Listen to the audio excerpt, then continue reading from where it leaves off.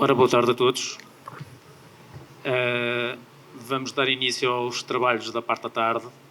O meu nome é José António Abreu, depois de integrar nos portugueses de papel, portanto tem agora um português de carne e osso, aqui à vossa frente.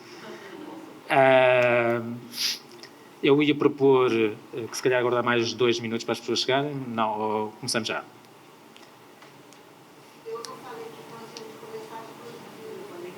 Às 2, não foi? Às 2. Muito bem. Ok, muito bem. Então, vamos começar então de imediato. De acordo com a doutora Vânia, nós temos às 16h30 a visita à exposição da Clarice, ou às 16. À partida teremos cerca de 30 minutos para cada, para o Franco e para a Márcia, que eu vou já apresentar de seguida. Por ordem, falará primeiro o Franco, depois tiramos aqui os papelinhos à sorte, e a Márcia falará em último lugar. Eu queria, antes de fazer a apresentação do Franco, Franco Sandanelo, dizer que agradeço muito a oportunidade de fazer parte deste projeto, desde praticamente o seu início, desde 2014. Eu defendi a minha tese de doutoramento no final de 2013 na Sala dos Capelos na Universidade de Coimbra, e a doutora Vânia fez parte do júri, e a doutora Beatriz também, além da doutora Aparecida, Carlos Reis também, fizeram parte de várias pessoas.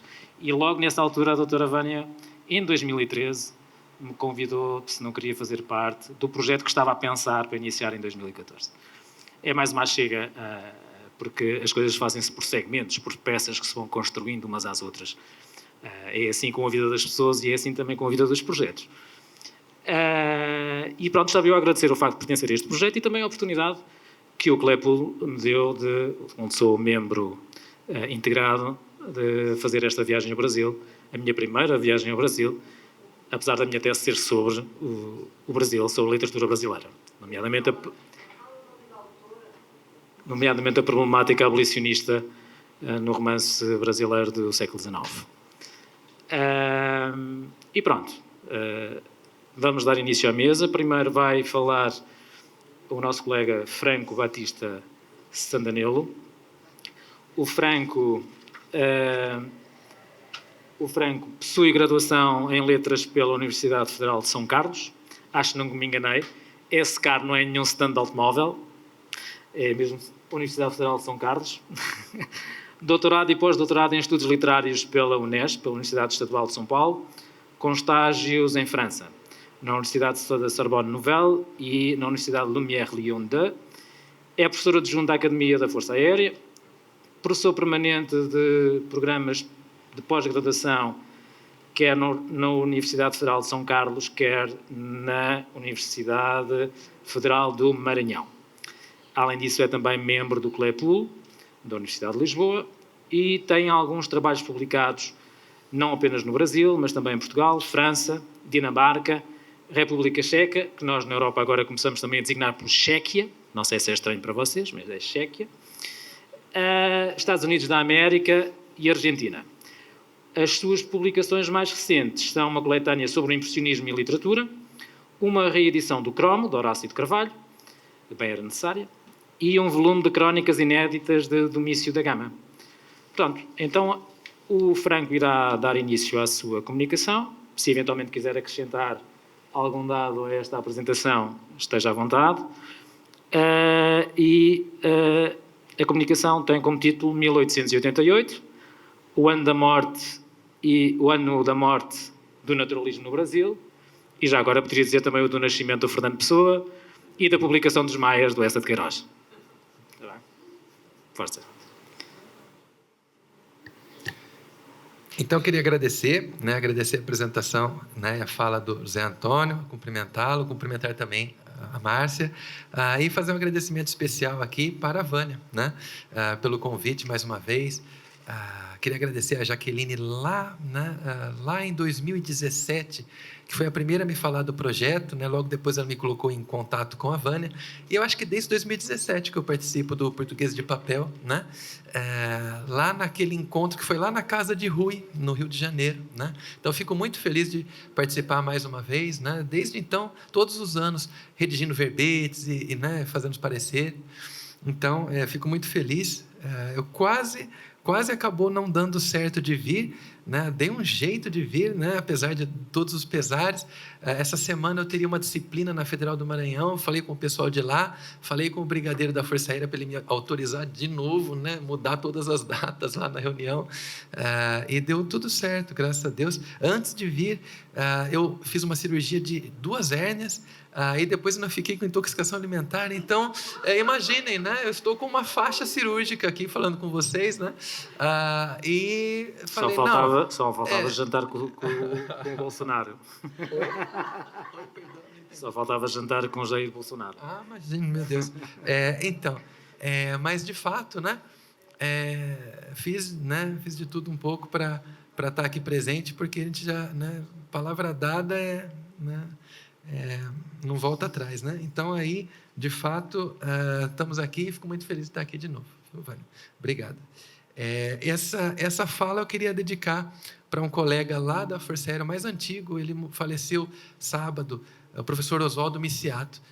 Então, dedicar a memória dele, meu colega lá da divisão de ensino, e também um colega do PPG Elite, né, do programa lá de pós em estudos de literatura da UFSCar, que faleceu também, né, não foi tão recentemente, mas o Luiz Fernandes Nascimento, professor lá do Departamento de Filosofia, um amigo de longa data também. Bom, então, a fala, né, vou iniciar agora, dentro daquele tempo, né, de 30 minutos, né, calculei um pouquinho menos, mas, né, vou tentar ficar, né, nesse horizonte. De Lúcia Miguel Pereira a Álvaro Simões Júnior, acerto consenso em afirmar que 88, estou falando de 1888, foi o ápice ou apogeu do naturalismo no Brasil. Afinal, 88 foi o ano de publicação de uma série de romances mais ou menos representativos dessa estética entre nós. E os exemplos são muitos: o Cromo, do Horácio de Carvalho, Hortência, de Marques de Carvalho, Ateneu, de Pompeia, só que não, A Carne, de Júlio Ribeiro, Missionário, de Inglês de Souza, O Lar, de Pardal Malê, Cenas da Vida Amazônica, de Zé Veríssimo, A Família Baiana, de Xavier Marques, etc. Dentre tantas obras, façamos um recorte, consideremos apenas os 3 primeiros romances mencionados. Há neles elementos que, de fato, parecem corroborar uma significação naturalista. O Cromo tem por subtítulo Estudo de Temperamentos e pauta-se no estudo da histeria e de seus efeitos sobre uma jovem que somente se cura após desposar seu médico, pela razão terra-terra de que, cito Horácio, não se tinham desabrochado as rubras flores de Hipácia. Já a Hortência, livro fielmente inspirado num fato verídico, como diz o autor, se diz naturalista, baseado nas firmes e severas máximas literárias da vencedora escola, de que pretende seu autor ser o porta-bandeira na Amazônia, citando aqui, no caso, o Marques de Carvalho. Finalmente, o Ateneu traz desde o princípio uma tese, né? A gente pode até considerar o Ateneu como um romance de tese, entre aspas, porque lá no início a gente tem uma pequena tese, né? Vais encontrar o mundo, disse meu pai à porta do Ateneu, coragem para a luta, que busca provar a todo custo. Com base numa discussão preliminar do naturalismo oitocentistas, a partir do romance experimental de Émile Zola, o presente artigo visa discutir, com base nessas 3 obras do suposto apogeu do naturalismo no Brasil, seus limites mais tênues, apontando desvios que se repetiriam futuramente e deixariam marcas em nossa literatura ao longo do século XX, fadando, desde 88, nos limites desse recorte, a um certo declínio. E aí que está o sentido do recorte, né? E falar de uma morte ou dupla morte do naturalismo já em 88. Né? Então, vamos falar um pouquinho de romance experimental. Mais uma vez, né? Esse recorte que eu estou fazendo, eu não sou nenhum especialista em naturalismo, tá? Esse foi um texto que eu fiz a partir de uma provocação de um amigo, e ele tem esse título um pouco provocador, talvez por conta disso. Mas não sou, nem me considero nenhum expert em naturalismo. Vejam lá. A presença do naturalismo no Brasil da década de 80 deve-se à influência maior da obra de Émile Zola, Como diz o Haroldo Cereza, o naturalismo tem um texto doutrinário como base, Romance Experimental de Zola, e um grande modelo prático, a série dos Rougon-Macquart, que com seus 20 romances é publicada durante a expansão do projeto pelo mundo, ganhou para si o trabalho e a militância de vários escritores de diversos países a partir do final do século XIX, entre eles o Brasil. Esse modelo de internacionalização e partidarização do discurso literário guarda semelhança com novas formas de difusão de ideias pelo mundo, assim como o movimento operário, que por meio de seus partidos mais ou menos radicais e sindicatos construiu redes de formação de quadros e trocas de informações pelo mundo e organizou as 2 primeiras internacionais. O naturalismo representou para a literatura uma combinação de engajamento num projeto específico e de diálogo permanente com literaturas universais, tendo seu centro em Paris. Então, Zola, por sua vez, não teria formulado o conceito de romance experimental, indispensável ao naturalismo, sem a influência da obra Introduction à l'étude de la médecine expérimentale de Claude Bernard. E diz Zola, é inegável que o romance naturalista, tal qual o concebemos agora, é uma experiência verdadeira que o romancista faz com o homem, apoiando-se na observação. Aliás, a opinião não é minha, é também a de Claude Bernard. O método científico de experimentação, pautado na observação direta dos fenômenos, surge para Zola como uma forma lídima de estudo de temperamentos. Segundo Bernard, a observação, agora eu cito, Claude Bernard, a observação é o que mostra os fatos, já a experiência é o que ensina os fatos e o que proporciona a experiência de algo. Como esse ensinamento não pode se dar senão por comparação e por um juízo, ou seja, pelo resultado de um raciocínio, ocorre que apenas o homem é capaz de acumular experiência e se aperfeiçoar por ela. A experiência, diz Goethe, corrige o homem todos os dias, mas isso se dá porque ele raciocina justa e experimentalmente sobre aquilo que observa. Do contrário, ele não se corrigiria. O homem que perdeu a razão, alienado, deixa de se instruir pela experiência, deixa de raciocinar experimentalmente. A experiência é, pois, o privilégio da razão. Fecha aspas. Há, sim, uma conexão entre o estudo dos fatos e a sua observação pelo pesquisador. Como diz novamente Claude Bernard, a observação equivaleria à constatação de coisas ou fenômenos tais quais a natureza nos apresentaria ordinariamente, enquanto a experiência equivaleria à constatação dos fenômenos criados ou determinados pelo experimentador. Fundem-se no mesmo papel pesquisador e escritor, nesses limites, sendo ambos responsáveis por corrigir as possíveis doenças, entre aspas, da sociedade. Tal formulação não deixa de inocular na experimentação especificamente literária uma elevada dose de moralismo, ao buscar certo controle da interação entre temperamentos e o meio. Zola fala até em termos de moralistas experimentais, no romance experimental. Zola, então, não poupa elogios a Bernard, cujo método expandido a partir da fisiologia e medicina autoriza ao experimentador fóruns científicos de objetividade e imparcialidade. E diz Zola aqui sobre Claude Bernard, o experimentador é o juiz de instrução da natureza. Nós, romancistas, somos juízes de instrução dos homens e suas paixões. Fecha aspas. Por conseguinte, o naturalismo corresponderia à aplicação de um método ao estudo da natureza e paixões humanas, numa quase panaceia conceitual. Veja só o que diz Zola. Eis porque já se disse tantas vezes que o naturalismo não é uma escola, que não se encarna, por exemplo, no gênio de um homem, nem nas extravagâncias de um grupo, como o romantismo, e que consiste simplesmente na aplicação do método experimental ao estudo da natureza e do homem. Assim sendo, o que há é apenas uma vasta evolução, uma marcha para a frente, na qual todo mundo é operário segundo seu gênio. Admitem-se todas as teorias, e a teoria que vence é aquela que explica mais coisas. Não parece existir via literária e científica mais larga nem mais direta. Fecha aspas. Note-se, todavia, o quanto a subjetividade do experimentador não é colocada em questão, mas sim vista como prolongamento criativo de toda a atividade do intelecto. Afinal, inspirado pelo panorama artístico francês das décadas de 60 e 70, cito agora a lei da Tenor da Mota, se para Zola de um lado tudo está no objeto, por outro, aquele que vê o que vê não deixa de modificar o que tem diante de si. É por isso que Zola não cessa de repetir em seus artigos que nem Manet, nem Monet, nem Pissarro, colocados diante da mesma paisagem, a representariam tal qual, pois no trânsito para o exterior insinua-se individualidade, personalidade, temperamento, e nada poderia impedir a autonomia de suas visões, tanto mais interessantes quanto próprias. Entende-se, então, que temperamento seja uma das palavras-chave do repertório de Zola. Isso nada tem a ver com velhos protocolos contemplativos, ao contrário, o que percebe nos pintores com espantosa clarividência e toma para si é sua capacidade de, ao libertar-se da verossimilhança ilusionista, assumir sua arte no plano dela mesma. Fecha aspas. Ambíguo, pois, desde a concepção, esse naturalismo a Zola, enquanto proposta de método para a literatura, incorreria em desvios evidenciados com certa clareza nas 3 obras elencadas ao início, ou seja, o Cromo, Hortência e o Ateneu. Para as 2 primeiras obras, eu fiz verbetes aqui para o Português de Papel, né? No caso, para o Cromo, né? Do Horácio de Carvalho, e para a Hortência, do Marques de Carvalho. Né? Então, a primeira vez que eu estou falando sobre Hortência, eu acredito que seja agora. Né? Anteriormente, já falei sobre o Cromo, né? E até foi o livro, né? Que foi editado aí pela Coleção Brasil. Muito bem. Então, o Cromo, né? Ou o primeiro desses desvios naturalistas, o que eu ouso chamar de uma falha de progressão. Vejam só. Mais comentado do que lido, o Cromo, restrito até há pouco tempo a coleções e acervos especiais, insere-se no filão de obras que Nelson Werneck Sodré chamou de naturalismo histérico, ao lado do Homem de Aloísio, da Carne de Luiz Ribeiro. O enredo é relativamente simples, pois envolve de maneira unilateral o estudo de temperamentos da jovem Esther de Ataíde Paiva, filha de um rico fazendeiro de café do interior de São Paulo, e do sisudo Lins Teixeira, médico natural do Ceará. Para além do conhecimento formal de ambos, decorrente dos constantes achaques da moça, aquilo que aproxima o casal é a estreiteza biológica dos corpos em meio aos exames médicos.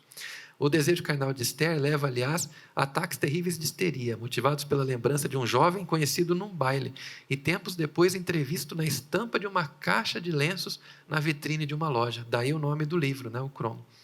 Nos dizeres de Joana, criada da família de longa data, por muito menos já Esther, eu abro aspas aqui, já parecia um foguete com o tição aceso por baixo, fecho aspas.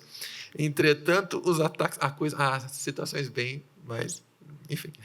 Entretanto, os ataques histéricos são vencidos com o auxílio de uma cópia do Cromo estampado, encomendada pelo médico, a um pintor parisiense vindo ao Brasil em 68, Jacques Despois, a partir de descrições coligidas nos delírios de Esther. Com recurso à hipnose, o Dr. Teixeira, profundo conhecedor de Claude Bernard, de Jean-Martin Charcot, consegue curá-la gradativamente. Soma-se a proximidade física e o interesse comum de Teixeira e Esther pelas ciências, pelas artes, fazendo com que ambos se apreciem ainda mais. Tempos depois, a família muda-se para São Paulo, onde Cornélio, pai de Esther, envolve-se de perto com o Partido Republicano, adentrando as altas rodas sociais da capital. A jovem, embora atenta ao periodismo paulistano e à propaganda abolicionista, anima-se com a mudança por uma razão mais imediata, de reencontrar o moço do baile, que sabia ser estudante da Faculdade de Direito em São Paulo. Depois de um reencontro infeliz, conta ao moço e de uma série de desventuras de Teixeira, que longe dela e à mercê do rame-rame do interior, chega a tomar por amante a mulher do Jacó, Tunica, os protagonistas se reencontram em São Paulo. Entre mentes, Jacó é assassinado numa briga com o violento e bêbado João da Porteira, irmão da Tunica, sem que jamais venha a conhecer a traição do Teixeira, cheio de quiprocós, né? Após o assassinato, Tunica desaparece. Enfim, livre de qualquer empecilho, Esther confessa ao médico, após longa reflexão, ser ele o moço do Cromo, símbolo de sua fixação sexual, e estabelecem noivado. 2 meses depois, estão casados e Esther curada. Cumpre-se sem mais o ditame biológico por meio da chegada de um filho. E assim, né, citando aqui o Horácio de Carvalho, ele diz, sobre o fundo alaranjado do horizonte ficaram imóveis um momento os 2, diminuídos pela distância, no topo do planalto, como 2 silhuetas negras, eram as figuras do Cromo, e dos olhos dele amorosos, fixos nos dela, caíram de júbilo as primeiras lágrimas de pai. Bom, para Naif Safad, o Cromo é um verdadeiro romance científico, são palavras aqui, né? Já citadas, com notas eruditas de rodapé, desenhos em que se figura uma teoria cosmogônica, estudos de temperamento, e assim merece referência e até destaque, já porque sua fabulação é original, seus recursos narrativos também, e porque, em última análise, dentro da linha do romance científico, a ambição maior do próprio naturalismo, é uma espécime raro e pode-se dizer completo. Mais recentemente, Marcelo Bulhões corrobora o papel da ciência na obra e diz, assunto que convive com os personagens na ação, cuja presença é no plano do discurso narrativo imperiosa, fecha aspas. Porém, essa experimentação não se dá sem empecilhos. Há no romance tons anacronicamente românticos na representação do casal de protagonistas, sublimados em modelos de controle da vontade. A natureza intelectual do amor de Esther e Teixeira, leitores ávidos do que havia de mais avançado nas ciências da época, é o que lhe serve de escudo contra o imperativo da proximidade dos corpos, invalidando em parte o estudo de temperamentos. A jovem, por exemplo, é capaz de esmiuçar o funcionamento do seu inconsciente ao longo de uma importante nota a mim mesma, que estende a maneira de fio de Ariadne para entender seus próprios desejos e sair do labirinto dos impulsos. Vejam só, isso é o que lhe ocorre de maneira inusitada após ver um cachorro ser atropelado por um bonde. Quando ela vê essa cena, surge na cabeça dela a seguinte frase: a forma do manjar devia ser mudada a fim de evitar que o pensamento dos homens parasse no seio das mulheres.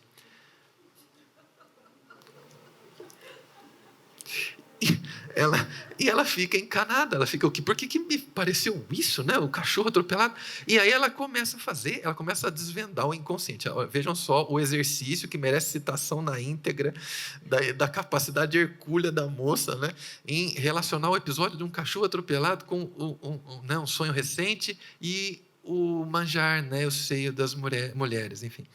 Vejam só, cito na íntegra.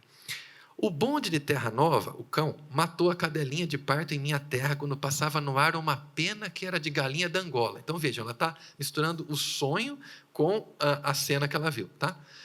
Vou ler de novo. O bonde de Terra Nova, que é o cão, matou a cadelinha de parto em minha terra quando passava no ar uma pena que era da galinha da Angola. Pena que me levou à África, onde eu vi os leões dilacerando o Papa, Leão XIII. Era chegado o fim da religião de Cristo, que acompanhado de Madalena, partira de Madala, na formosa Galileia, a fim de esconder-se no horto de Getsemane. Ouviu-se então num realejo o Hernani, tocado por Verdi. Cristo fugiu para a Itália e refugiou-se em Veneza, fazendo-me sonhar com o príncipe à beira de um lago. Lembrei do meu cromo dos lenços. E voltando à Flor do Chiado, que é a loja do português do romance chamado Zé Novato, que ela encontrou essa caixinha do cromo, vi Jesus na vitrine do Novato. Era essa muito parecida com a da Rua da Imperatriz, aqui onde eu vi um belo estojo de costura. Sempre que vejo um estojo, lembro-me da agulhada no dia do jantar político que teve uma mesa de doces de arromba, tendo sido muito apreciados os manjares com as suas formas de pequeninos peitos. É um barato, né? O cromo é fantástico. Eis, enfim, a conclusão a que chega e a que retorna Esther após sua peculiar elucubração. A forma do manjar devia ser mudada a fim de evitar que o pensamento dos homens parasse no seio das mulheres. E autografa embaixo da nota. Esther, São Paulo, 4 de setembro de 87. Tal demonstração ímpar de autocontrole distancia Esther de outras heroínas histéricas do naturalismo brasileiro, como a Madá do Homem do Aloísio, né? A Lenita da Carne de Júlio Ribeiro, garantindo para si o papel incipiente, mas ímpar, de experimentadora de si própria. Para si, como para Zola, parece haver certo determinismo absoluto para todos os fenômenos. Há, pois, uma falha nesse experimento. Aquela que deveria ser objeto de estudo galga praticamente a posição de experimentadora, né? Abre-se aqui, portanto, talvez o que a gente poderia chamar de falha de progressão do argumento, que parece se invalidar quando aplicado a personagens inteiriças, pouco ou nada tipificadas, com esse controle hercúleo, né, e consciência sobre a situação. Já em Hortência, nós temos um outro desvio possível, tá? Falemos então desse outro romance. Hortência, do Marques de Carvalho, é também uma obra de circulação restrita, embora continue a ser esporadicamente citada em manuais de literatura como representativa do naturalismo do Brasil. Escola de que pretende ser o autor o porta-bandeira na Amazônia, como enfatiza em nota, né, já mencionada. Seu enredo é esquemático e prevê uma caracterização sumária das personagens, sujeitando-as a condições miseráveis de vida, logo sintetizadas pela violência do incesto. Vejam só. No meio da estrada da Constituição, numa pobre choupana de barro nu e teto de palha seca, estou citando aqui o romance, tá? Vivia uma dessas famílias de mulatas pobres formadas por 3 membros, mãe, filho e filha, fecha aspas. Maria, lavadeira de 50 anos, é a chefe da família. O filho, Lourenço, abre aspas, de 25 anos, de rosto severo e antipático, um vadio consumado, um desses gênios essencialmente paraenses, voluptuoso, amigo da boa vida, seus instintos prevaleciam sempre, fecha aspas. Finalmente, a filha Hortência tem 10 anos a menos que o irmão, embora aparente a mesma idade, abre aspas, no robusto desenvolvimento do seu corpo, elevada estatura, sua fisionomia alegre, franca, simpática, habitualmente risonha, um desses espíritos inofensivos que vêem tudo pela melhor face, fecha aspas. Pouco após assumir, percebo que as personagens são bastante esquemáticas, né? A descrição é bastante unilateral, né? E aí, vejam, após assumir o cargo de enfermeira na Santa Casa, e esse aqui é um nó do enredo, tá? Hortência ela é estuprada pelo Lourenço, pelo irmão dela. Incapaz de resistir às investidas do irmão, tampouco consegue denunciá-lo. Eventualmente, sua mãe descobre tudo e, desesperada, abandona o lar. Nasce, então, Miguel, filho da relação incestuosa. Lourenço, enfastiado pela vida doméstica, cada vez mais entregue à bebida, passa a desprezar Hortência, agredindo-a frequentemente.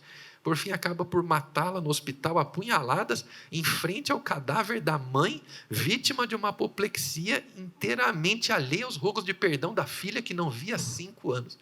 Então, né, a obra baseia-se, pasme, em fatos reais ocorridos em Lisboa, a partir do homicídio de Antônia Virgínia de Jesus por seu irmão Libânio Rodrigues da Silva. Cito aqui o Marques de Carvalho, um devasso que a polícia tem metido 14 vezes na cadeia por vadio, furtos, ferimentos e que já cumpriu o degredo em África. Fecha aspas.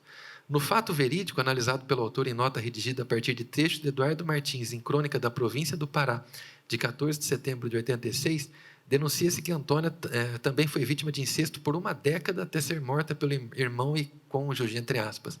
Marques de Carvalho, defendendo-se da polêmica de um romance construído a partir de tal fato, salienta ao final da nota: não me criminem, a mim que apenas fui observador, analista e crítico de um certo acontecimento. Fecha aspas. Diga-se de passagem, tal pluralidade de funções, desdobrando-se o escritor analista, crítico, observador de um estudo de caso, é perceptível tanto na epígrafe quanto na dedicatória da obra. De um lado, ele toma de estandarte la vérité, l'âpre vérité, e de outro oferece a Zé Marques Braga esta observação. Esse é o termo que ele usa em caixa alta. Apesar do que busca fazer crer, né, nos limites de uma observação imparcial em caixa alta, é necessário pesar certo desnível de um romance que reproduz no Pará fatos ocorridos em Portugal com figuras reais lisboetas. Isso relativiza o epíteto de Eidorf Moreira, para quem Hortência seria o primeiro romance belenense.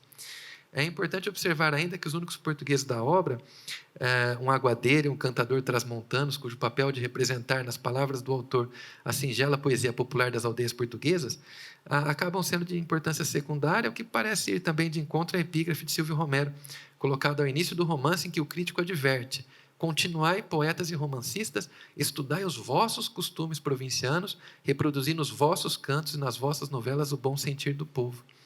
Tais apontamentos relativizam igualmente o parecer do próprio autor, para quem, ainda uma vez, Hortência representa um livro de pura e severa naturalidade intransigente. Hortência, assim, é um romance eivado de certas simplificações, que, apesar de se propor um estudo de caso, faz igualar contextos díspares, ignorando o papel do meio na desgraça de uma protagonista transplantada, né, então, de Lisboa a Belém.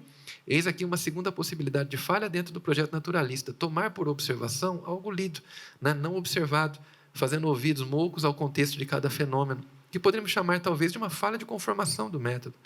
Essa compreensão parcial dos elementos sociais pelos romances naturalistas foi, aliás, questionada diversas vezes.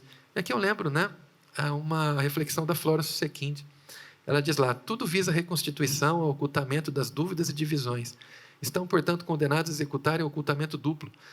E aí ela já expande, né, essa reflexão sobre o naturalismo, pensando até num conjunto, né, da literatura brasileira. Então, ela diz o seguinte: um ocultamento duplo do caráter periférico do país, das divisões que lhes são próprias, do misto de orfandade e dependência característico de sua literatura. Devem representar a comunidade documento que lhes parece como dividido, ambíguo, fragmentário. São, assim, operações ideológicas, marcas registradas do naturalismo dominante na ficção brasileira. Fotografa o país, mas como uma câmera oscura, inverte o que vê. E é enquanto ideologia estética que tenta restaurar a simetria desfeita de uma máxima e uma literatura e nacionalidade fraturadas. Então, né, veja só, essa seria a segunda falha, mas é importante aqui pensar até numa terceira falha, né? E aí eu acrescentei o Ateneu, que muitas vezes já nem tanto mais, né, indicado aí como um romance naturalista, que a gente poderia dizer talvez uma falha de focalização, né, entre aspas, porque, em certo sentido, né, ele é um romance de tese, né? O Ateneu goza de extensa fortuna crítica, motivada por muitas reedições, e, né, num sentido peculiar, é um romance de tese. Sua premissa é declarar como verdade absoluta o conselho paterno, dado em suas primeiras linhas. Tem uma curiosidade aqui sobre o Ateneu: o começo do romance não é o que a gente conhece, e o fim do romance também não é o que a gente conhece. A primeira versão ele ele fez e entregou para o Capistrano de Abreu e ficou sumido um tempão. Mas no começo original do Ateneu morria o pai dele, e eles paravam o relógio. E, né, eles paravam o relógio e ele falava que o tempo era como se fosse a continuidade dessa memória, né? Então, o final também não é aquele, né? O final original. Há um índice de capítulos que também não foi reproduzido em muitas edições. E aí, o primeiro capítulo começa chamado Impressão e termina o último chamado Sonho, né? Mas tudo isso foi suprimido. Então, o começo, né, que a gente tem é esse: vais encontrar o mundo, disse meu pai à porta do Ateneu, coragem para a luta. Bastante experimentei depois a verdade desse aviso, que me despia de um gesto das ilusões de criança educada exoticamente na estufa de carinho que é o regime do amor doméstico. Diferente do que se encontra fora, tão diferente que parece o poema dos cuidados maternos, um artifício sentimental com a vantagem única de fazer mais sensível a criatura a impressão rude do primeiro ensinamento, têmpera brusca da vitalidade na influência de um novo clima rigoroso. Então, a tese de que o mundo é uma luta, de que é preciso coragem para viver, embasa o enredo da obra. Ele só usa a palavra verdade para descrever o pai dele. Tá? No todo o romance, ele só usa, tudo é mentira, tudo é falso, né? Tudo é um falseamento. Né? O Ateneu ele tem um quê até de caricatural, de grotesco. Tudo é falseamento. Ele só usa 2 vezes a palavra verdade e só para falar do pai dele. A tese de que o mundo é uma luta, de que é preciso coragem para viver, embasa o enredo da obra e fundamenta seus mínimos detalhes. Sérgio, menino de 11 anos, é matriculado no Ateneu, internato dirigido pelo célebre educador Aristarco, Árgolo de Ramos. Ao longo de 2 anos de estudo, Sérgio, inadaptado e alheio a relações íntimas de amizade, mostra-se ressentido da destreza social do diretor, que ele descreve assim: não só as condecorações gritavam-lhe do peito como uma couraça de grilos, Ateneu, Aristarco todo era um anúncio. Os gestos calmos soberanos eram de um rei, o autocrata excelso dos silabários. Buscando revisitar o passado, Sérgio destaca as razões por que deveria ser tratado melhor que os colegas. Ele diz até que, né, por diversas causas, a minha recepção deveria ser das melhores. As causas de sua sobrevivência, em detrimento de jovens que adoeceram, ele diz: veio o médico, mesmo do Franco, meu xará, não me matou. Não obstante crítico severo dos professores e dos amigos, Sérgio demonstra-se rancoroso e não consegue ocultar seu fracasso escolar. Finalmente, o colégio é incendiado por um jovem chamado Américo, né? E há toda uma simbologia nesses nomes, né? O Américo destrói o Ateneu e o Franco, França, é aquele único que acaba morto, né? Acho que eu quis vingar meu xará, acho que de tanto tempo estudando o Ateneu. Sérgio, no centro de tudo, com um escorpião num círculo de fogo, porque de fato pega fogo em volta dele, e ele se declara como um escorpião. Ele chama o Aristarco de jaguar, mas assim ele fala, quando o Aristarco puxa ele para a gola, ele fala: eu me sacudia no ar como um escorpião pisado, né? Então ele é um escorpião no meio de um círculo de fogo, né? Então veja só, Sérgio, no centro de tudo, com o escorpião no círculo de fogo, finalmente conclui num ritual macabro de recuperação do passado, somente para enterrá-lo enquanto prova de força no grande combate da vida.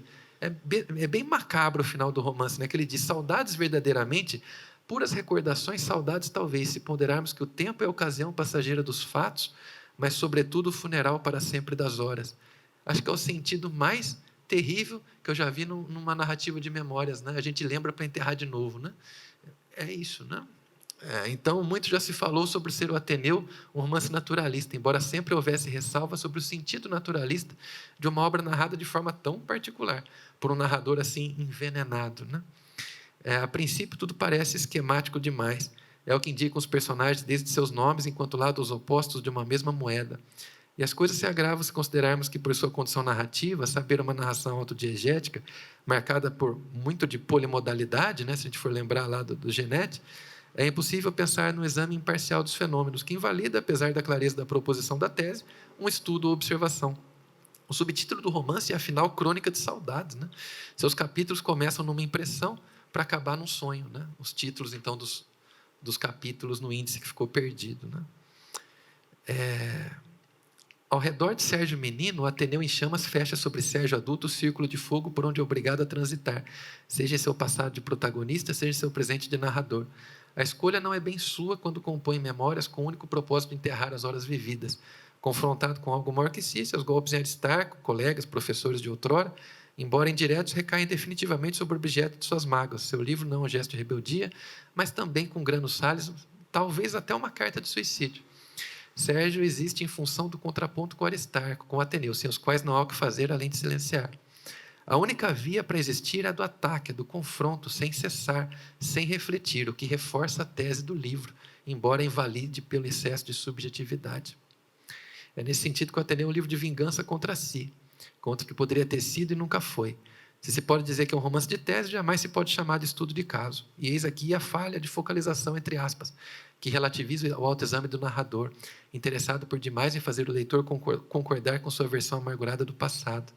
Já vou fazer minhas considerações finais, mas só para fechar essa parte sobre o Ateneu, acho que é por isso, talvez, que, né, nunca tenha partido tanto para as veredas do naturalismo, né, porque, de fato, esse caminho do Ateneu foi o que eu fui seguindo em todas as pesquisas posteriores, né, do discurso imediato, da polimodalidade, né, e depois fui vendo outras categorias, como a do delay decoding, né, compreensão em atraso, do Ian Watt, o quanto isso tem a ver com diminuir o hiato que vai da narração até o narratário, talvez, né, e fazer uma experiência de leitura que fosse, como dizia o Conrad no prefácio de um livro dele, fazer ver em itálico, né? Fazer ver era fazer experienciar, era fazer participar da cena, né? Bom, então, enquanto estudo clínico de caso ou temperamento, sob a roupagem de uma experimentação mais ou menos científica, está claro que o romance naturalista pode incorrer em 3 falhas maiores. Uma de progressão, como no Cromo, retornando a estruturas românticas convencionais, pautadas em personagens monolíticas, incapazes de se tornarem pacientes de qualquer experimento. Uma falha de conformação, como em Hortência, limitando-se a um estudo que reduz personagens já previamente planas, transformadas em cobaias de um estudo descontextualizado, sem observação direta, e uma falha de focalização, como no Ateneu, ultrapassando pelo processo narrativo a proposição e o método experimental. Então, assim, enquanto estética passiva de uma falha tripartite, naturalismo ao longo do século XX, né, do romance social da década de 30 ao reportagem de 70, citando a Flora seguinte, repete-se no idêntico privilégio da observação, objetividade, estreitamento das relações entre ficção e ciência. Repete-se a tentativa de estabelecer analogias e identidades, o naturalismo se repete, mas submetido a alianças diversas, consciência natural, economia, jornalismo, e as transformações também diversas na forma romanesca. Repete-se a estética naturalista sob forma de caso clínico na virada do século, do ciclo em 30, do flagrante em 70.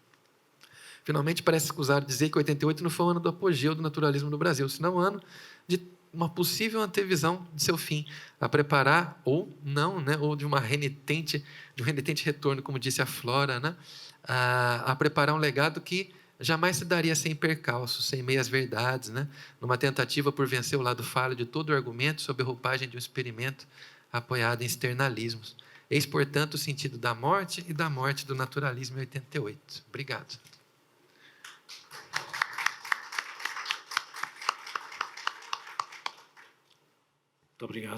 Muito obrigado, Franco, pela intervenção, respeitadora do tempo que estava destinado. E agora vamos passar a palavra a Márcia Rios da Silva, que é docente da Universidade do Estado da Bahia, tem doutoramento em Letras pela Universidade Federal da Bahia também, na área das teorias e crítica da literatura e da cultura. O seu mestrado é em Teoria da Literatura e realizou pós-doutoramento na PUC do Rio Grande do Sul. Graduado em Letras pela Universidade Federal da Bahia também, tem incidido os seus trabalhos na Teoria da Literatura, em estudos de culturas, tendo realizado pesquisas sobre a recepção literária e a escrita bibliográfica. Em 2006 publicou o livro O Rumor das Cartas, um estudo de recepção de Jorge Amado, que foi editado pela editora da Universidade Federal da Bahia, que é originalmente a tese de doutoramento. Bem, muito obrigado, Márcia. Podes começar com o trabalho, com o estudo designado por, já ver se não me perdi, Paulo de Avilés, personagem português do romance O Mameluco, de Amélia Rodrigues. Muito obrigada, professor José Antônio de Abreu, pela apresentação e cumprimentando também aqui ao colega de mesa, né? Prazer em estar aqui e dando boa tarde a todas e a todos os presentes, não é? Então, eu vou inicialmente, meu trabalho aqui, essa comunicação está, digamos assim, fruto de um trabalho que está em fase inicial, digamos assim, não é? Por encomenda da professora Vânia Chaves, a quem muito, né, assim, agradeço pela participação, né? Isso eu quero destacar, iria fazer ao final, mas já logo, né? A minha participação nesse projeto dela, né? Eu acho que é um projeto muito valioso, pelo propósito, né, dos personagens portugueses, portugueses na ficção brasileira. Então, eu já, por ser, digamos assim, meu estudo, o foco é Jorge Amado, a recepção de Jorge Amado, mas também, por sugestão da professora Vânia, eu, digamos assim, enveredei no trabalho da Amélia Rodrigues, não é? Numa publicação dela, que, digamos assim, Vânia já havia sinalizado, e desde que Vânia fez o convite, era ainda um texto que só tinha em folhetim, não é? E, por sorte, no ano passado, em 2022, veio a publicação do livro, né, na forma de livro, né, desse romance de Amélia Rodrigues, que é uma escritora baiana do século XIX, tá? Então, e no ano passado, em 2022, uma editora baiana publicou o livro, né, O Mameluco, que antes só encontrávamos a versão em folhetim. Quer dizer, não encontrava, dada a dificuldade. Depois eu vou, digamos assim, historiar esse livro, a circunstância dele, de produção dele, né? As pessoas que fizeram esse trabalho, claro, né? E que nos, digamos assim, é muito rico para a gente, né? Que faz essa pesquisa. Eu vou, inicialmente, assim, apresentar essa súmula do que é, digamos assim, o verbete, né? Então, aqui já mais técnica, uma descrição, digamos assim. O título da obra, O Mameluco, romance brasileiro, porque é interessante, depois de ter lido aquele trabalho da professora Márcia Abreu, em que ela, digamos assim, aquela constatação de que muitas obras do século XIX que traziam ali um indicativo de que era um romance, e, num determinado momento, a professora Jaqueline Panjona identificou que não se tratava de uma obra ficcional. Então, a professora Márcia Abreu faz um trabalho que eu achei extremamente interessante, né? Que está publicado naquela última edição do Caminhos da Ficção, uma coisa assim, não é, Vânia? Então, aí a escritora Amélia Rodrigues, que nasce em 1861 e falece em 1926. Bom, o romance O Mameluco teve sua primeira edição no século XIX, em 1882, sob forma de folhetim, em 33 capítulos, no jornal Eco Santamarense, um jornal conservador do município de Santo Amaro, situado na região do Recôncavo Baiano, no estado da Bahia. A edição em livro, no ano de 2022, que é esse aqui, com ilustrações de Flávia Bonfim, traz uma apresentação e rico pós-fácil de Milena Brito, que depois eu vou fazer um comentário do trabalho dela. Neste, a pesquisadora desenvolve uma análise vigorosa do romance, contemplando ainda a trajetória de Amélia Rodrigues, uma intelectual baiana do século XIX, escritora, teatróloga, jornalista e educadora, escrevendo em um contexto fortemente marcado pela cultura do patriarcado e por uma mentalidade escravocrata reinante na Bahia. E a Amélia Rodrigues, ela vai se destacar, a gente vai ter a Ana Ribeiro Bittencourt também, quer dizer, já tem esse trabalho, que a professora Ivia Alves, né? Enfim, vou adiantar, ou não, vou tratar agora.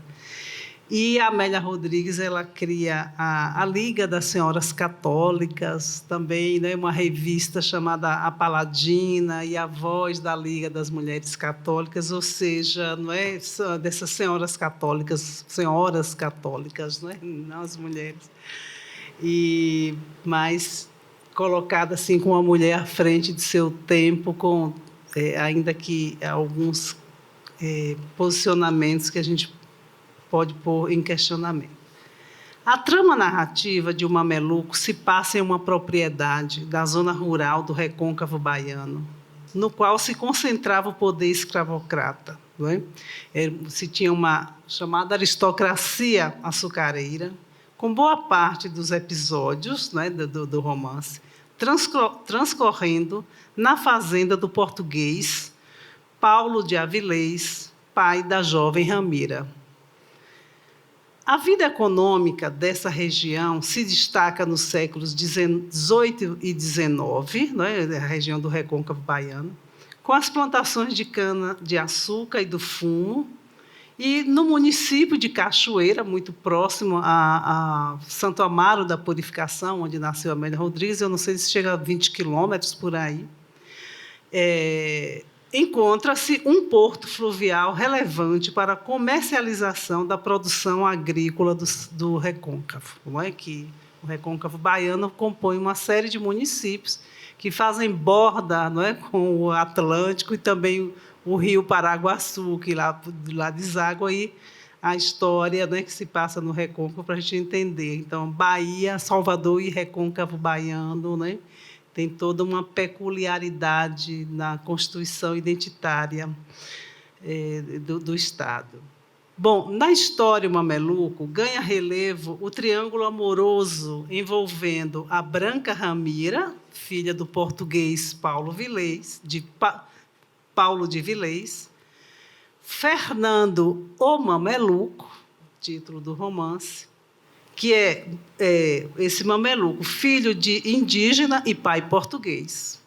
E Luísa, esse triângulo, uma negra escravizada, mucama de companhia de Ramira. Era a escrava da casa. No enredo em que a Guerra do Paraguai é pano de fundo, e que também é motivo para digamos assim, o narrador ou a narradora fazer um questionamento do sentido da guerra, digamos assim, das guerras, né? Então, nesse contexto aí, são evidenciadas as tensões à época entre as raças formadoras da cultura brasileira. E há que se destacar o romance, né? Essa trama romanesca, ela, digamos assim, traz uns questionamentos do lugar da mulher a partir da própria personagem Ramira, né? Que vai questionar o destino dado ao pai para que tenha um bom, né? Assim, um casamento com um bom partido, digamos assim. Então, nesse romance, a gente vai ter apenas um personagem português, não é? Então, que, de certo modo, cumprindo a tarefa para o verbete, não deu tanto trabalho para o levantamento, digamos assim, né? Então, né? E que a gente, digamos assim, a despeito dessa presença, quer dizer, de haver só esse Paulo de Vilés, mas ele vai ter um peso na narrativa. E também, assim, é possível fazermos algumas reflexões a partir não só da descrição desse personagem, né, que o narrador vai trazer aí nessas apresentações de comportamento, caráter do personagem, mas também a partir das falas, que depois eu vou até ler umas citações aqui para identificar, ou melhor assim, explicitar o que eu pontuei aqui. Bom, então, Paulo de Avilés, o único personagem português de O Mameluco, é apresentado como um homem muito rico, viúvo, generoso, de caráter, devotado à educação da filha, não é única, a Ramira, órfã de nascimento. Não se tem no enredo pistas que nos levem a identificar a nacionalidade da mãe da garota. Nem tampouco, não é, pelo visto, nasceu ali no recôncavo a garota, porque a história começa, inclusive, se fazendo referência à idade dela, tem 12 anos.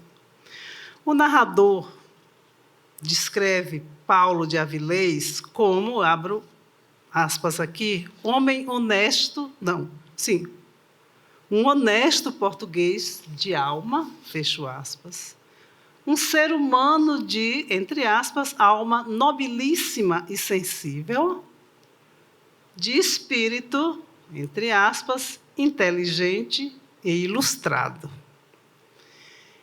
Em seus cuidados paternos, o que incluía arranjar o casamento para Ramira, Avilés contrata 2 preceptores para educá-la em casa, uma mestra francesa, que lhe ensinava a língua de Hugo, né, francês, ensinava também geografia, desenho, trabalhos de agulha, e o outro, que preceptor, um velho músico, que lhe dava aulas de piano, dança e gramática portuguesa.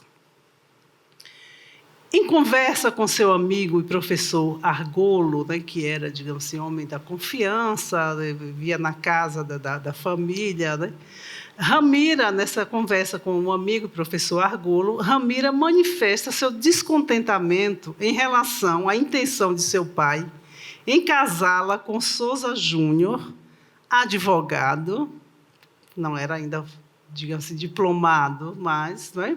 Filho de um amigo e vizinho de Paulo de Vilés, o capitão José de Souza, que também era um homem muito rico. Não é?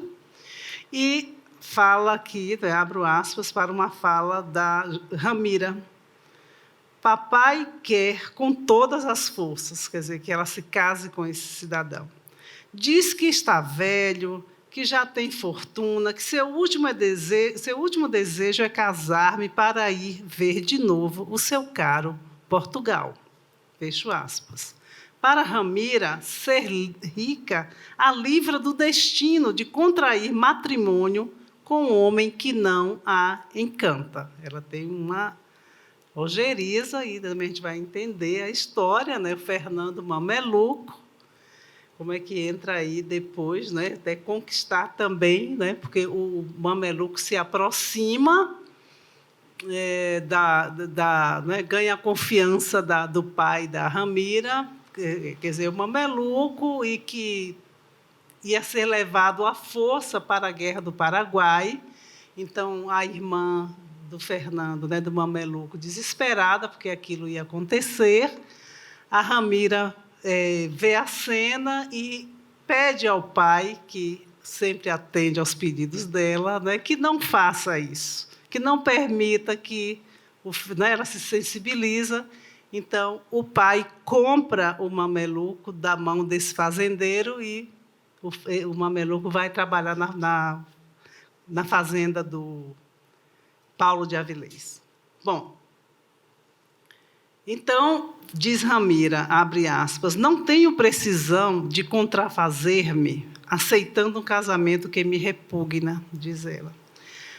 A fortuna de Avilés lhe confere poder e autoridade nas relações sociais e políticas da região, exercendo com absoluto controle a administração da fazenda, que dispunha de um feitor. Em sua propriedade rural, situada às margens do rio Paraguaçu, trabalham mais de 100 homens escravizados, boa parte africanos.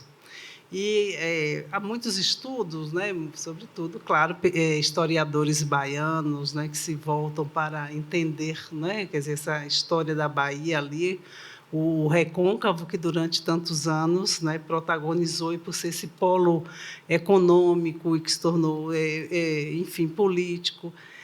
E a Cátia Matoso, né, uma pesquisadora, digamos assim, de renome, né, o estudo da história da Bahia, ela vai falar dessa Bahia no século XIX, né, essa província do Império, digamos assim. E ela vai falar, né, que nessa estrutura social, quer dizer, o senhor de engenho estava lá no topo, né, seguido dos lavradores, depois os diversos grupos de assalariados, em que os serventes ocupavam o lugar mais baixo, né, e, por fim, na base da pirâmide, os escravos, né? Então, na trama romanesca, a bondade do personagem, né, do personagem Paulo de Avilés, é evidenciada, né, pelo narrador, né, e que essa bondade está no seu senso de justiça, né? Por exemplo, que aí, né, ao impedir, a pedido da filha Ramira, que Fernando seja levado à força pelo capataz de um fazendeiro da região para servir na Guerra do Paraguai.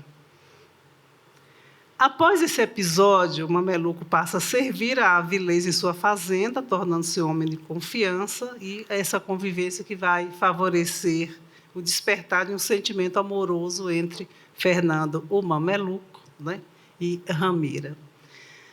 O que é interessante é que a trama é o Mameluco, mas assim, a abertura é o Paulo de Avilés, né? Eu acho muito bonita assim, a abertura do romance, que ela descreve o rio Paraguaçu, é de uma beleza fazer isso, né? Vou ler um trecho aqui depois. E o capítulo seguinte é o Paulo de Avilés, né? Sendo descrito como esse homem íntegro, reto, né? Então, todas as qualidades são destacadas. Mas aí, né, a despeito de ser destacado como um homem generoso, Avilés exerce seu poder implacável frente às diferentes situações de insurgência em sua fazenda, né? Porque vai haver mesmo uma insurgência dos escravizados, né? Que tocam fogo na fazenda, na sede. Então, quer dizer, esse folhetim tem, né, essa realidade histórica, né, ali naquela época na Bahia. Bom, então, Avilés exerce seu poder implacável frente às diferentes situações de insurgência em sua fazenda, que foram protagonizadas por negros, homens e mulheres escravizados, e o Avilés aplica-lhes os mais duros e cruéis castigos. Embora não seja personagem central, a sua atuação é determinante no desenvolvimento do enredo. Ao criar esse personagem, Amélia Rodrigues expõe o exercício do poder do colonizador em seu enfrentamento às resistências de minorias étnico-raciais que não se permitiam ser violentadas. Ressalte-se na figuração do português uma cumplicidade do narrador com a lógica do colonizador europeu. Embora, né, seja um agente, digamos assim, não é, do sistema, um protagonista mesmo do sistema escravocrata no país, um dono de fazenda muito rico, dono de escravos, né?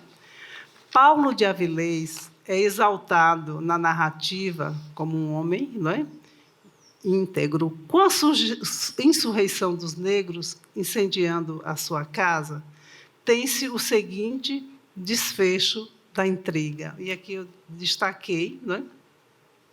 Ao final já da história, o narrador diz o seguinte, abro aspas, meses depois, na cidade de Cachoeira, né, o capitão Fernando Santa Luz, ele se torna o capitão, né, o Mameluco, recebia por esposa Dona Ramira de Avilés. E Cipião e Sofia, escravizados, recebiam as suas cartas de liberdade. Paulo vendera a fazenda e os negros restantes que haviam sido presos acabavam lentamente castigados nas cadeias públicas. Foi uma punição terrível. Mas quem chamaia injusta? Os recém-casados mudaram-se para a corte, onde, felizes e descansados, já se esqueceram, talvez, de seu formoso Paraguaçu, que é esse rio, né, onde ficava a fazenda de Paulo de Avilés, às margens do rio Paraguaçu. Então, tem um destaque aqui, uma citação na página 87. A Luísa, que era uma mucama, né, chamada aqui, eram duas mucamas na casa, e a Luísa criou uma intriga que tinha a ver, né, estava relacionada, de certo modo, com a forma como ela encontrou para, digo assim, responder esse amor não correspondido, digamos. Então, ela é punida, né, se descobre lá que ela escreveu uma carta, né, enfim, comprometedora, E o Paulo de Avilés, aqui eu cito, o narrador diz assim, né? Ela foi chamada para, digamos assim, falar a verdade. E ele diz, o narrador, abro aspas, Paulo ficou indignadíssimo, mandou aplicar à escrava severos castigos. A miserável sofreu 15 dias de prisão a pão e água, recebendo todas as manhãs uma dúzia de chicotadas. Então, eu vou ler, não é assim, a gente tem uma cena, aqui tem uma descrição de uma cena que contrasta, não é, com toda essa... que já demonstra esse contraste, né, dessa violência exercida contra aqueles que se insurgiu, ou seja, os escravizados. Então, no início da narrativa, o narrador traz o seguinte, faz uma descrição aqui. Amanhecera um dia de domingo. A fazenda de Paulo de Avilés acordava risonha ao mugido dos bois que saíam do curral, ao bulido das ovelhas que se espalhavam no campo como flocos de algodão, ao canto grosseiro e vibrante dos vaqueiros e ao chilrar dos passarinhos que saltavam nas ramas do arvoredo. O sol nascer esplêndido no meio de uma grinalda de nuvens vermelhas como rosas de fogo e levantava-se no horizonte por entre os recortes dos morros verde-azuis.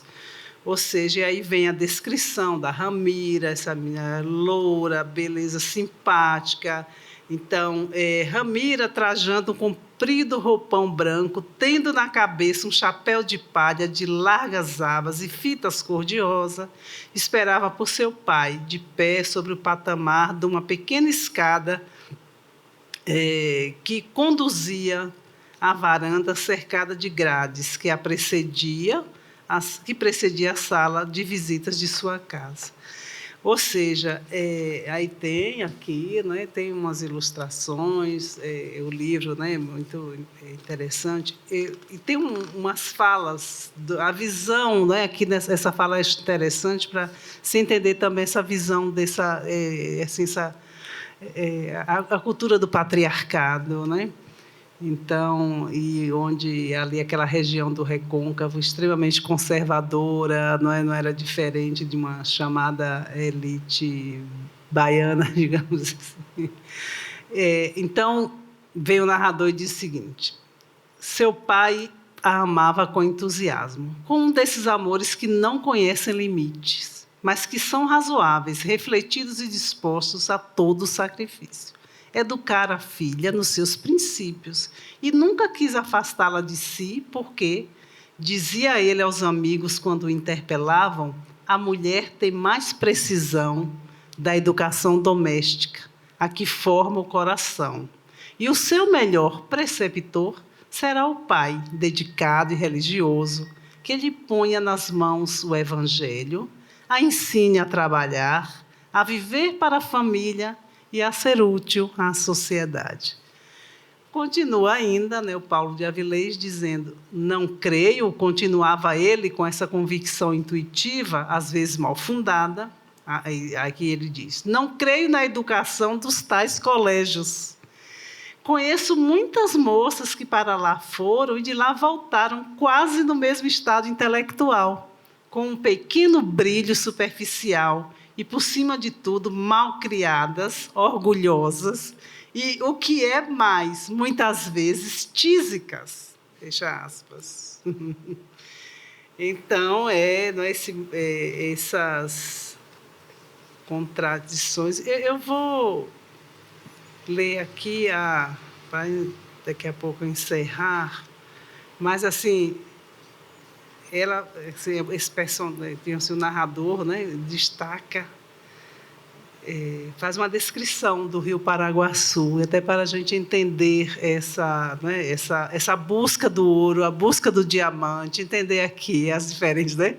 A caça dos diamantes, ali o estado da Bahia também não ficou, né? Digamos, isento dessa expoliação.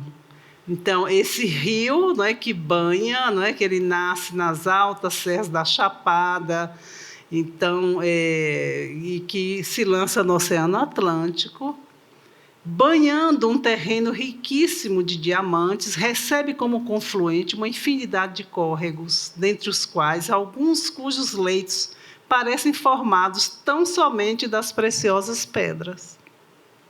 E orlado de muitas e belas fazendas de gado, ostenta-se majestoso, enorme serpente de prata, espalhando fertilidade e trazendo ao litoral as riquezas do sertão.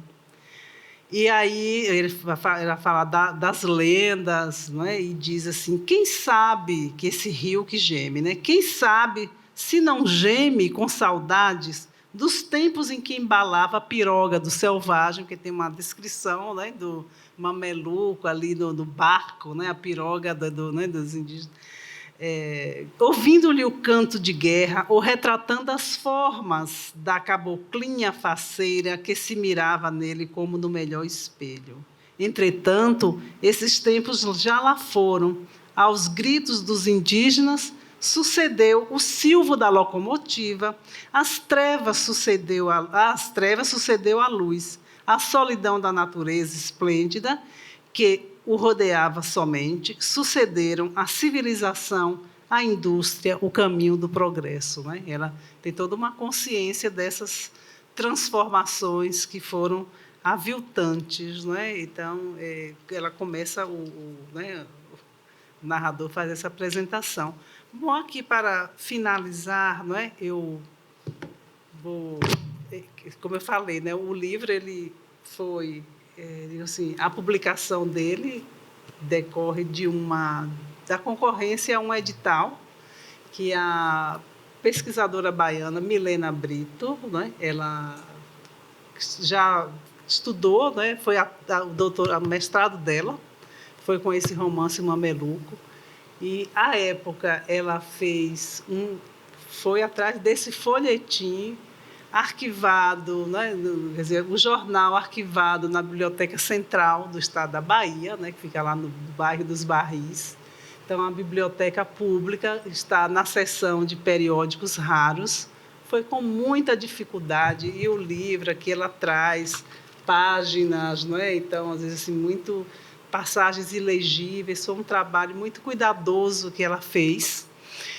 E depois veio esse edital do Itaú Cultural, ela concorreu e certamente era para publicação e pôde publicar o romance, o folhetim, não é? Aqui.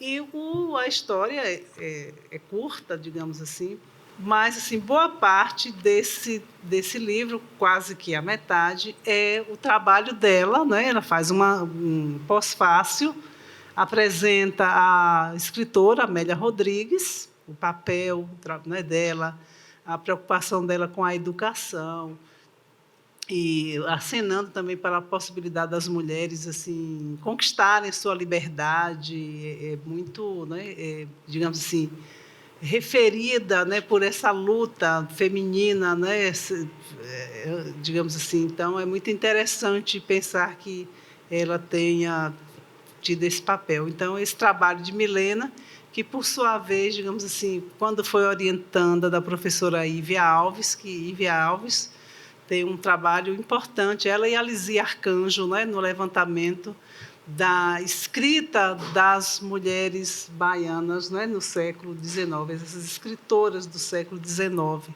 que praticamente ficaram relegadas, né, à história da literatura, as ignorou. Né? Então, por enquanto, é isso. Né? Muito obrigada. E não sei o tempo, acho que foi suficiente para dar notícias do romance. Né? Muito obrigada.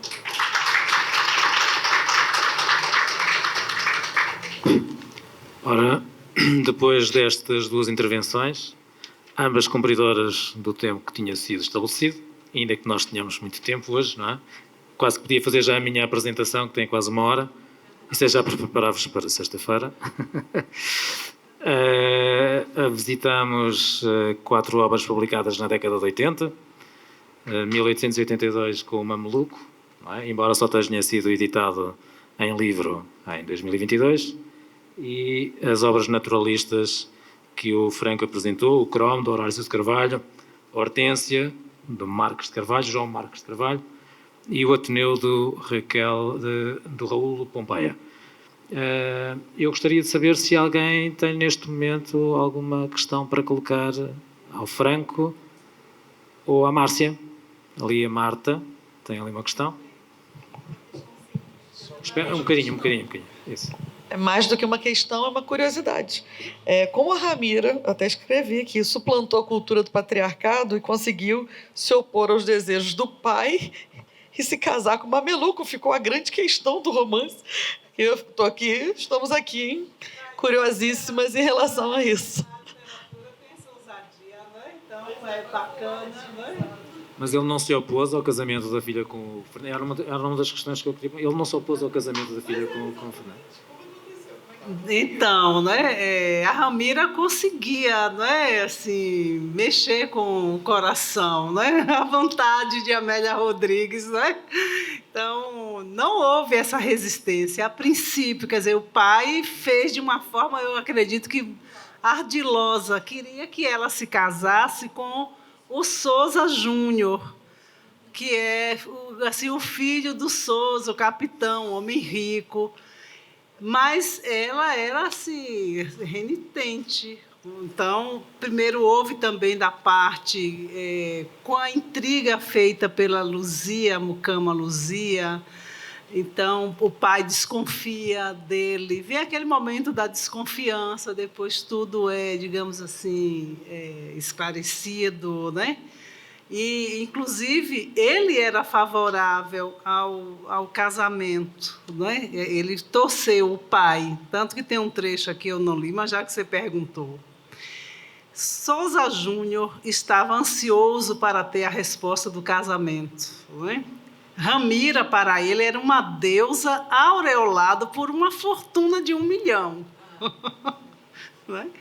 A prudência e a sagacidade, porém, faziam-no moderar os seus desejos e empregar a mais hábil indiferença quando se falava em dote. Era uma tática proveitosíssima. Paulo de Avilés apreciava-o cada vez mais. Não se cansava de elogiar os talentos, a educação e as qualidades do mancebo. Não podia desejar melhor noivo para a filha. O rapaz fora vadio, mas ia tomando juízo, e brevemente tornar-se-ia um homem grave, um cidadão distinto na extensão da palavra. O português só se entristecia à ideia de que Souza Júnior não era formado. Mas depois desta reflexão filosófica, antes douto do que doutor, o fazia conformar-se com o pequeno senão. Não é? E a mucama de Ramira, a Sofia, que era, diga assim, tem a outra Luísa, que era tida como a maldosa, astuciosa. A Sofia era a da casa que, não é, enfim, não tramava. E aí Sofia dizia que aquilo era feitiço, que o pai de Ramira estava enfeitiçado por esse pretendente. Mas não tem na trama algo assim que, sabe, vá desfazendo. O pai quer ir para Portugal, enfim, o próprio Fernando, que ascende, se torna capitão, vai para a guerra, volta como herói, não é? Mas não tem esse grande confronto, né? Esse obstáculo, ele acaba aceitando, né? Pelo outro ter comprovado ser um bom cidadão. É outra curiosidade também.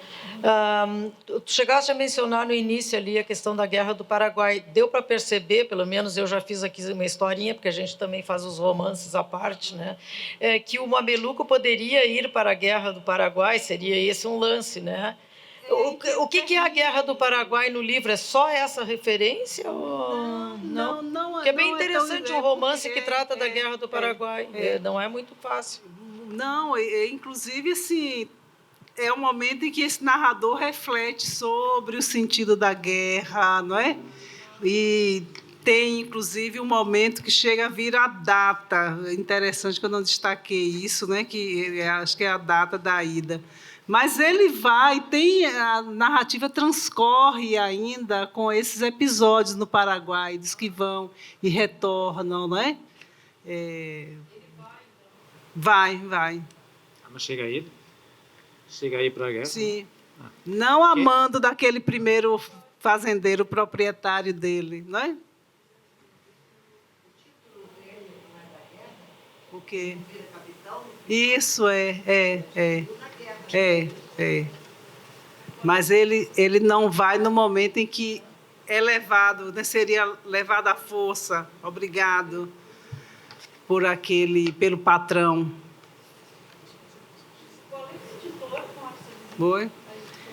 A editora é de uma moça, ela é uma inglesa, Sarah Rebecca, ela mora na Bahia há muitos anos, então ela sempre gostou de literatura, tinha uma livraria chamada Boto Cor-de-Rosa, e depois ela resolveu editar livros e criou essa editora que se chama Paralelo 13S, que eu não sei o que quer dizer. Um trabalho muito interessante que ela faz, não é?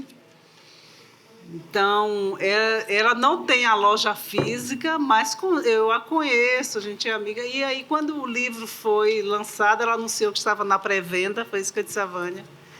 Aí eu me interessei, eu digo, boba! E ela... Aí eu pedi o livro e eu disse... Ela deixou na portaria do prédio dela, eu fui buscar essa coisa toda, né? Porque ela disse que seria pelo correio, né? Enfim, eu digo, não, mas não tem problema, para mim a gente mora perto aqui, dá para pegar. Mas é isso que eu não sei. Vânia até perguntou se comprar pela estante virtual, eu não sei. Eu creio que sim, não é? Eu não acredito que ela fique com essa restrição, talvez seja simplificado para ela, né? Colocar na estante. Não sei se mais alguém quer colocar alguma questão. O Franco ainda está aqui à espera de uma questão sobre os seus 3 romances. Os seus, quer dizer, os seus do estudo. Uma questão, no momento inicial onde fizeste uma abordagem teórica ao naturalismo, falaste no Claude Bernard e, obviamente, no romance experimental iniciado por Zola, não é? Eu estava à espera, inicialmente até nem me lembrava do nome, que eventualmente falasses qualquer coisa do Taine, do Hippolyte Taine. Quando nós estudamos, por exemplo,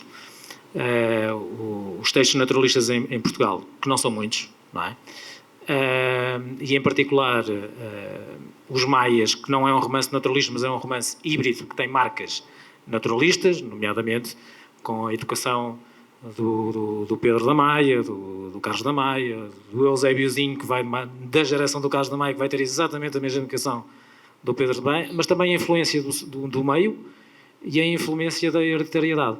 E nós em Portugal ficamos muito a questão da influência do Taine, do Hippolyte Taine, e não propriamente do Bernard, claro, mas e achei curioso não teres focado o Taine e teres focado o Bernard. É apenas uma curiosidade. Sim. Obrigado, né, pela questão. De fato, eu acho que talvez foi para enfatizar mais a questão do método experimental, né, da transposição do método, né, para isso, em termos científicos, para mostrar o quanto que poderia ser falho daquelas 3 maneiras, né, a questão de progressão, conformação ou focalização. Então, foi justamente para pegar nesse eixo, né, e mostrar as possíveis falhas de transposição desse método, né. Foi para enfatizar isso, porque o Zola ele bate bastante nessa tecla, né? Então, como o Claude Bernard disse isso, ele disse aquilo, então foi nessa linha mesmo. Obrigado. Não sei se mais alguém quer colocar uma questão. Força, professora Vânia.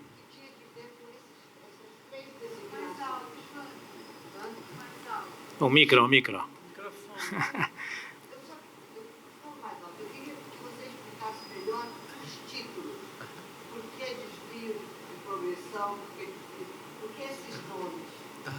Não, isso daí foram tirados exatamente da minha cabeça mesmo, Vânia, né? Foram completamente tirados da minha cabeça.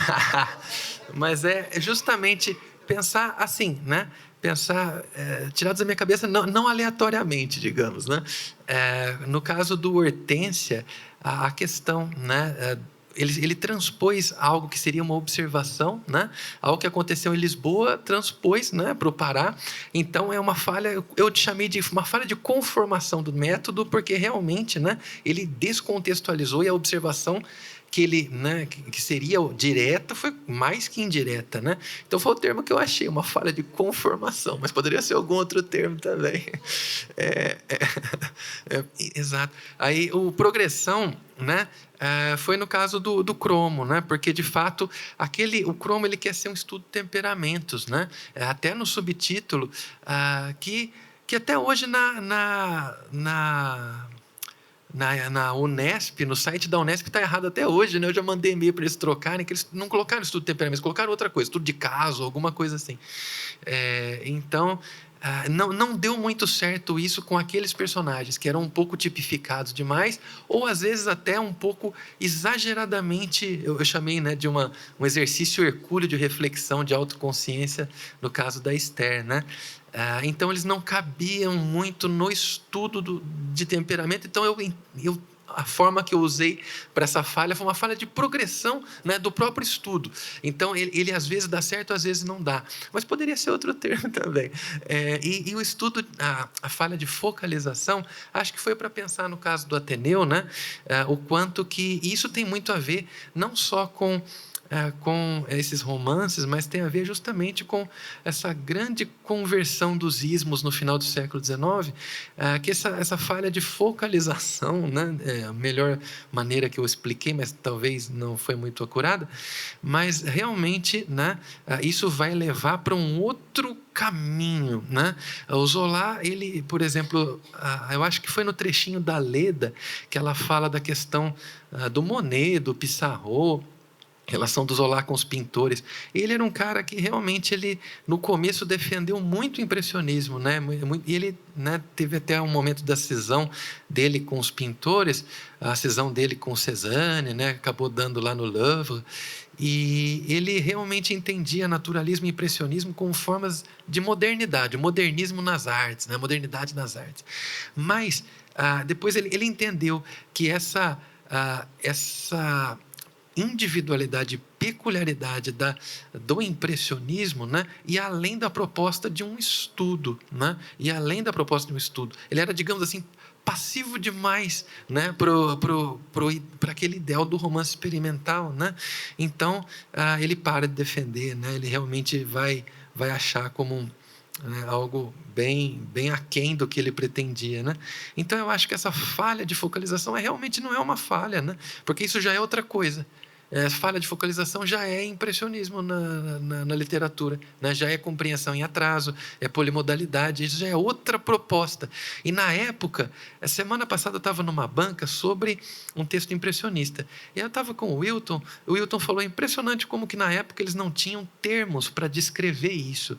E aí a gente começou a pensar, por exemplo, no Araripe, falando que o Pompeia ele era um realista subjetivista, né? É uma forma de tentar encaixar um negócio que não estava encaixando direito, dar um outro termo, né? Não tinha o termo. Então, quem sabe, eu também estou meio sem o termo para dizer essas três falhas, né? De progressão, né? De conformação e de focalização, mas acho que eu estou repetindo Araripe num erro secular já, né? De não encaixar os terminhos, mas de fato eu acho que dá para ter uma ideia, né? Dá para dar uma ideia, por mais que o termo não seja exatamente esse. Obrigado pela pergunta, viu, Vânia? Obrigado. Muito bem. Não sei se eu respondi. Muito obrigado pelas perguntas de todos, pela participação.